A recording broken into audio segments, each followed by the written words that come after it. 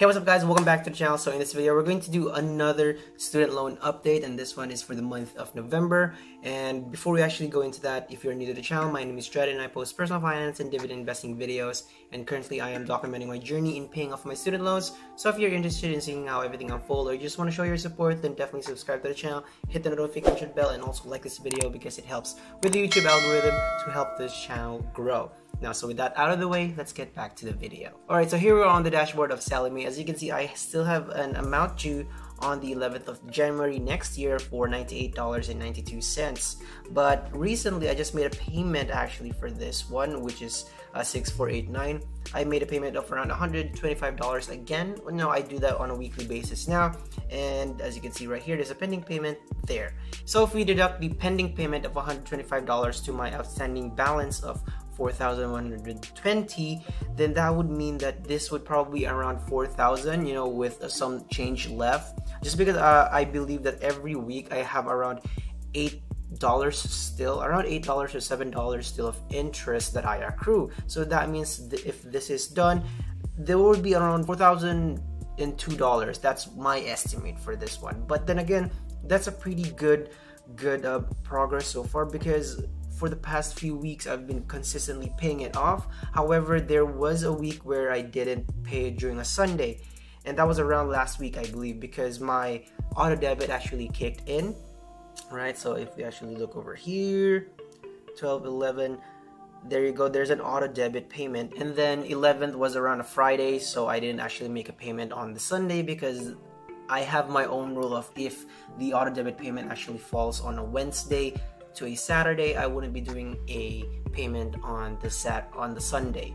Okay, so that's what I did. I didn't actually make another payment for that one. But as you can see, like here, there you go, the accrued interest on almost every week is around $8 now. So it will go lower and lower as the weeks go by, and I'm really happy that that's happening right now, because you know, the stress is less and less now. But then again, you know, that's pretty much it for Sallie Mae. Now, as for my College Avenue loans, it's now around $3,073. I just checked it last night, and I've been consistently paying it off with $15 every week. You know, even though it's a very small amount, I would range around $60 to $75 every month in payments to that one. It's not that big, obviously, because I'm still focusing on paying off my Sallie Mae student loans. But with my College Avenue, it's just consistent payments every week, just so that the interest as well, again, just like in Sallie Mae, they keep on going down every week as well. And that's the benefit of the strategy that I've been following so far, you know, doing weekly payments just so that I can see the decrease in interest payments lower every month as well, and in this case every week. So that's pretty much it for the College Avenue student loans. It's around $3,073, and with the College Avenue student loans, I'm about to pretty much hit the 2,000 level, you know, go below the 3,000 mark. So that's a pretty good progress as well. Now, as for my federal student loans, it's still around like 12,000. I would say like around 11,900 ish. I'm only focusing on one student loan group on that platform, just because I don't want to kind of like have everything, you know, put all my eggs in like different baskets, kind of like, you know, in a sense. So I'm just focusing on one group or account, or however you want to call it. And by now that account has actually lowered to around $900, so that's pretty neat. Now for my federal student loans, I'm not sure if I'm actually going to do a debt snowball strategy or an avalanche strategy. We'll just see when I actually get to that point where I actually start making payments on that, focusing on that group, kind of like the federal student loans. But for now, I'm just gonna keep making payments on that specific account, just so that by the time that I actually go in there, I have a good idea of whether I want to continue doing that one or move on to like the bigger or the higher amount loans. But anyway, that's pretty much it for my federal student loans. It's around $11,900. That one's pretty much my last priority in my student loan list. Now, aside from my student loan update, there has been a big update as well when it comes to student loan borrowers. I think they made the news around December 3 or 4. I'm not sure when really, but it was around 2 weeks ago. And the big news was that the Student Loan Relief Act, or the CARES Act, has been extended for student loan borrowers like you and me till the end of January 2021. So that's a pretty good news for a lot of us, because that at least that will there's a forbearance happening for like federal student loan payments. So if you are still struggling with paying off your federal student loans, then this is at least a good extension for that one. Even though it's just a month, it kind of sucks. What can you do, really?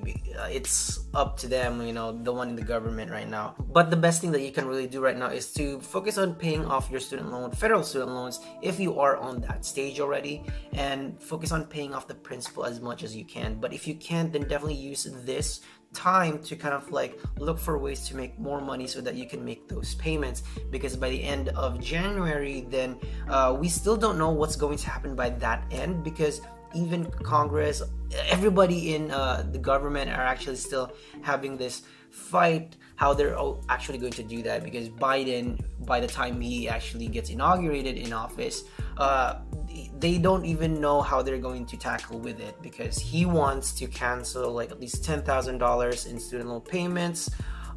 Student loan debt, actually, like for, I don't know, it's like for private non-federal student loans, he wants to cancel at least 10,000 of it. Now, in the event that $10,000 of student loans are actually canceled, then that's a great deal for us student loan borrowers, because that reduces the responsibility for us to make payments. You know, at least now we can focus on other necessities, like, you know, for rent or for food or for utilities or for medicine, right? Those are the things that are very important right now, especially in this time of crisis. But even though those are Biden's plans, we should not expect that to happen, because at the end of the day, it is still your responsibility to make those payments, because you actually took up those loans, I took up those loans. So in the end, it is still my responsibility to make payments for them. So whatever assistance that we can get, whether it's the cancellation of student loan debts or even the upcoming stimulus check that we've been expecting for a very long time, then use those to your advantage. Maximize whatever you get, and then whatever your plans are, if it is right now to pay off your student loans, then go ahead and pay as much as you can,